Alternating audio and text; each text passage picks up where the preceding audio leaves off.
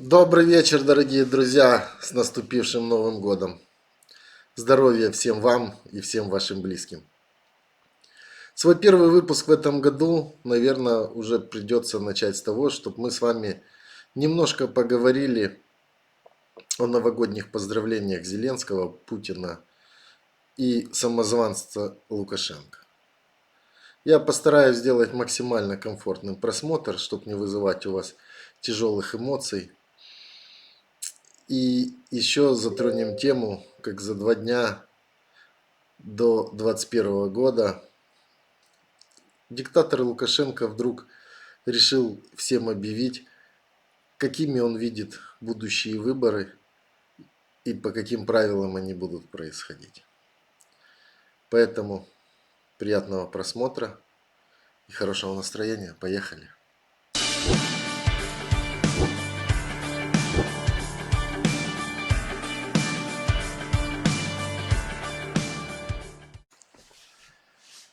Привет, свободные люди!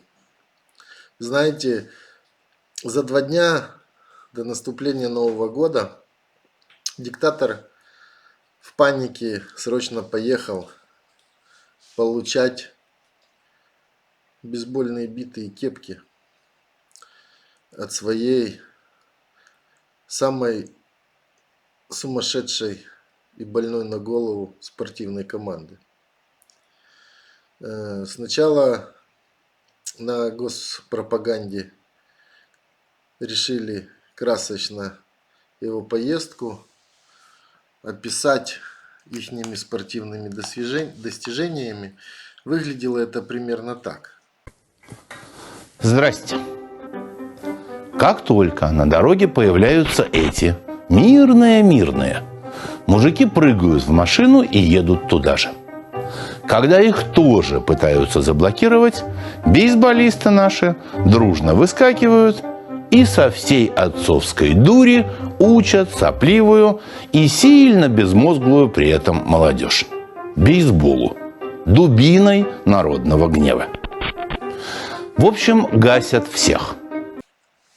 Ведь уже совершенно очевидно, что он живет в постоянном страхе и круглосуточном. Ему кажется, что вот он будет заговор, его обязательно предадут. И за 2 дня до Нового года он поехал к своим чернокнижникам с ОМОНа поздравлять их с Новым годом, рассказывать, как они спасли его и как они не дали его повесить на рее, за что он их сильно благодарил. И ему там вручили торжественно, как последнему фанату бейсбольной команды ОМОНа, черную кепочку. Знаете, на это было противно смотреть, потому что видно, что он загнанный, это его последняя надежда. Убери их, и он не будет знать, куда текать. Ну, конечно, знает его, Путин приютит. В Ростове, наверное, мест много. Но там он произнес, скажем, еще одну речь, где он сказал, как дальше будет он удерживаться у власти и что он считает правильными выборами. Как только народ откажется от моих услуг, я портфель под мышку и уйду. А последний ОМОНовец мне не скажет уходить, я буду наглухо стоять в этой стране рядом с вами плечом к плечу. То есть вы поняли, что он задумал?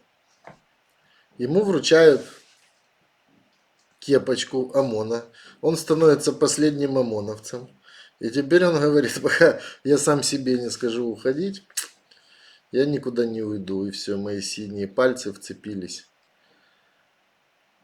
в родную Беларусь. И теперь вы все рабы. Все. Конечно, как-то хотел весело сказать, получилось что-то печально. Ну, давайте улыбаться. Смотрите, я сегодня хочу с вами разобрать 3 новогодних поздравления. Зеленского, Путина и диктатора Лукашенко. Я Не буду ничьи лица вам показывать, чтобы вас не мучить. Особенно сильно. Мы с любовью смотрим на родных и близких, понимая, что в них наше счастье и смысл жизни. Благодарим их за поддержку и веру. Потому что, посмотрев, например, в Ютубе на соотношение лайков и дизлайков, у Лукашенко 15 на 85, 15% лайков, 85 дизлайков. Там, где открытые источники, у Путина примерно такая же пропорция, а НТВ и все остальные госканалы, они просто закрыли лайки, дизлайки, дабы не позорить своего диктатора. Если взять концептуально и абстрагироваться, скажем, от событий, например, года и своего личного отношения к кому-то, а вот просто как будто там эти люди стали 10 дней назад президентами, то Зеленского обращения можно любить его ж, опять же, не любить, неважно. Оно на 10 уровней выше. Он говорит 15 минут, у него в кадре дети, что всегда является. То есть тут сказывается его профессия, которая сопровождала до этого 20 лет. То, что его обращение новогоднее совершенно другое, не похожее ни на одно до этого, которое мы видели 30 лет. Эти, скажем, переходящие из Советского Союза встали там либо под елочкой, или под курантами, отговорили, оттарабанили. Все они примерно одинаковые. Этот год был плохой, следующий будет лучше и тому подобное. Но мы всех победим, Запад плохой. Знаете, что я вам скажу? Что вот постоянное кивание за границу, как на источник всех наших бед, неверно. Неверно по сути своей. Все наши беды в нас самих. Это с точки зрения подачи. Зеленский говорил 15 минут, Путин, по-моему, 9, Лукашенко 7. Но Лукашенко себе сделал тоже 15-минутный ролик. У него еще видно там в телевидении колхозники работают, потому что такая, знаете, пропагандистская машина, ракеты бегают, все сеется, все стреляет, все летает. Короче, война, земля. И в конце он себе, так как он не может выйти к людям и с людьми пообщаться, решил добавить в кадр, что вот он сказал речь и тут с кем-то пьет шампанское. Ну, там было человек 20, все это пропагандисты, новые, выросшие блогеры, какие-то старые журналисты а-ля Озаренок. И там, кстати, он всем демонстративно показал, там был и Шакута, президент хоккейного клуба «Динамо», тот, который непосредственно обвиняется, можно сказать, всем населением свободным Республики Беларусь в соучастии в убийстве Романа Бондаренко. И где Лукашенко говорил, я разберусь, вот он разобрался, пьет с ним шампанское. Все, мы мазаны одной кровью теперь до конца вместе. Это, конечно, печально. У Путина вообще тоже можно не обсуждать. Это, в принципе, есть в интернете, как я говорил, ролик 20 лет. Совершенно одно и то же. Вот просто одно и то же. Год был предыдущий плохой. Мы всех победим. Все вокруг плохие. Мы теперь должны закрыться, жить своей страной и свой концлагерь делать и форсированными темпами. Ну, судя по тому, как они принимали законы за последний месяц, так боятся на примере Республики Беларусь, что их очень быстро снимут, свергнут, что цементируется просто жесточайше. Ну, космические законы диктатуры просто клепали по 10 в день. Я бы хотел поговорить, что говорил Лукашенко. Лукашенко с самого начала начал говорить о здоровье. Я вам показывать его не буду, чтобы не мучить белорусов его физиономией. Что вдруг, оказывается, весь мир столкнулся, что коронавирус есть, вы представляете? И вот мы прошли, и мы всех победили, и у нас самая лучшая медицина, Потом он начал говорить, что в этом году наконец-то начала проверяться тысячелетняя история белорусов, и нам надо быть вместе, и у нас чувствуется связь с землей. Потом он подводил итоги пятилетки, что уже, опять же, как коммунистическое образование, все пятилетками меряет, что мы ядерная держава, что мы уже клепаем вовсю и производим электроавтомобили, и много-много хорошего, хлеб сеем и все остальное. Самое там жесточайшее, от чего я, например, хохотал, ну как, не громко, но это было, поражаешься этому маразму, но вот они уже другого поколения. Вот эти диктатора два, что Пушило, они другого поколения, они по-другому мыслят, они общаются совершенно с другими людьми, и еще, наверное, вот то, как они слушали новогоднее поздравление, потому что Лукашенко рассказывает, как он спас страну, а во всех богатых странах были многокилометровые очереди за обычным хлебом, и они все умирали там с голода. А у него все сыты, все довольны и все счастливы. От этого, конечно, смеешься, как все там умирают, нету хлеба ни у кого, прямо кошмар. И самое главное, он второй раз опять говорит за 2 месяца, пожалуйста, давайте перевернем страницу, давайте начнем все с чистого листа, давайте все обнулим, все забудем и пойдем вперед. Строить новое, современное, классное будущее. И когда вот это все прослушав, я попал на новогоднее поздравление Вадима Прокопьева.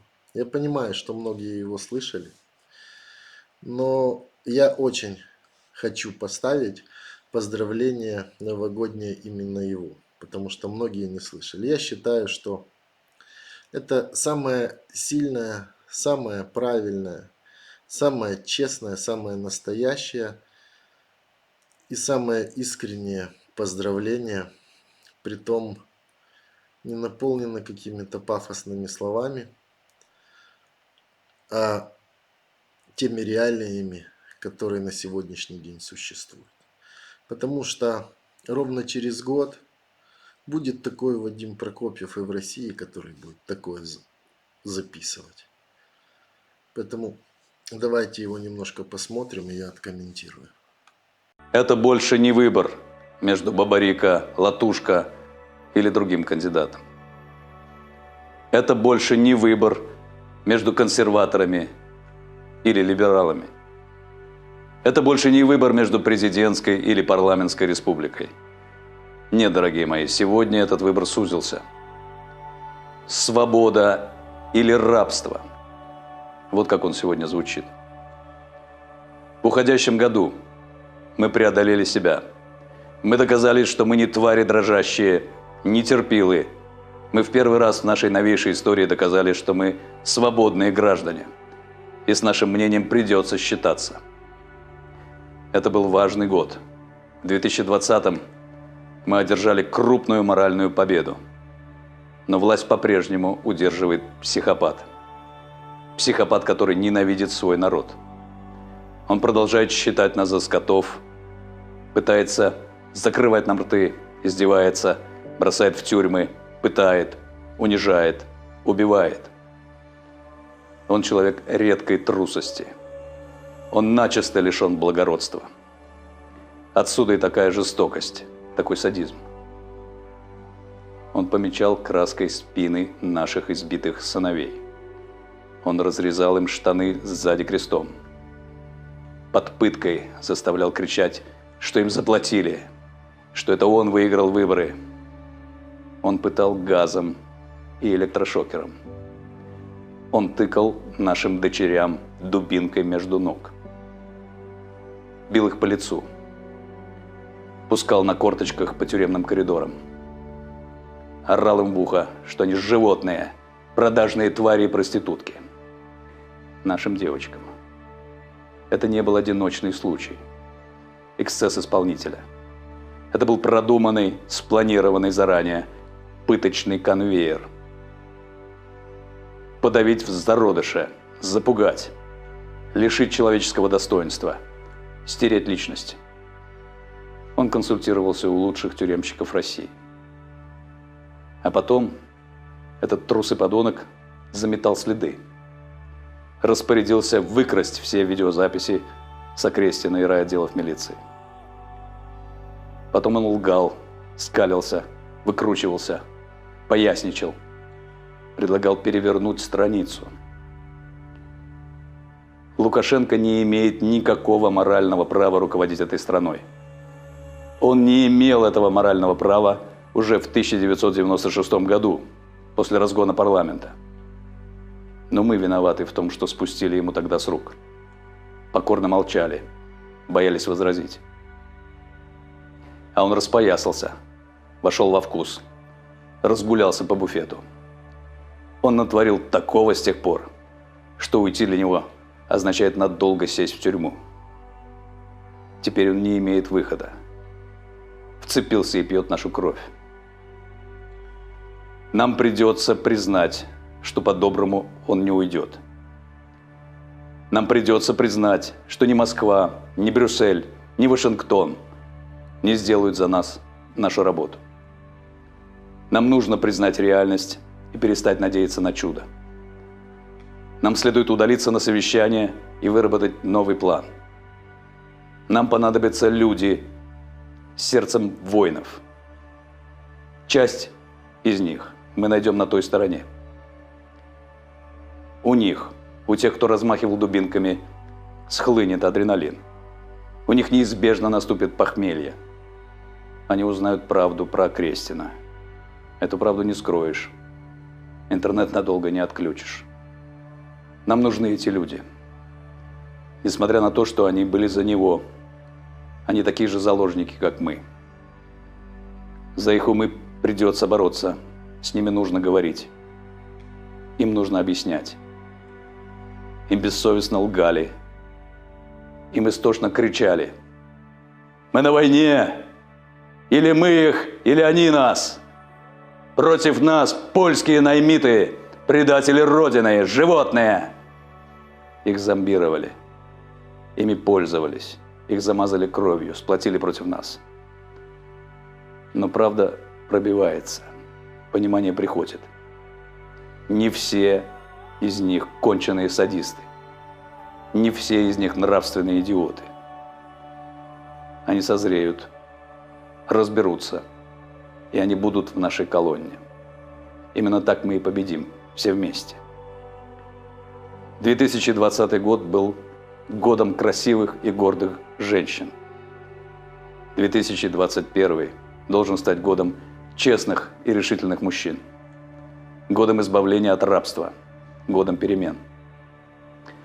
С Новым годом, дорогие политзаключенные, мы вас освободим. Мы не забудем смертей и унижений. Мы не сдадимся и не простим. С Новым годом, герои улиц и площадей, врачи, спортсмены, пенсионеры, журналисты и студенты, телеведущие и королевы красоты, все известные и неизвестные герои сопротивления. С Новым годом, дорогие идейные оппоненты, мы вас тоже освободим. С Новым годом, упыри и садисты, мы вас всех пересчитаем, будьте уверены. С Новым годом и тебя, Лукашенко, трусливый ты ублюдок. Желаю тебе, чтобы этот год был последним, самым последним в твоей жизни. Ты все сделал, чтобы этого заслужить. Знаете, это когда хочется сказать согласен с каждым словом. И так пусть будет. Хороших людей больше. Живи Беларусь. Слава Украине. Алга, Казахстан. У вас 10 января тоже революция. Осталась уже неделя. Пусть будет все хорошо. Хороших людей больше. С Новым годом.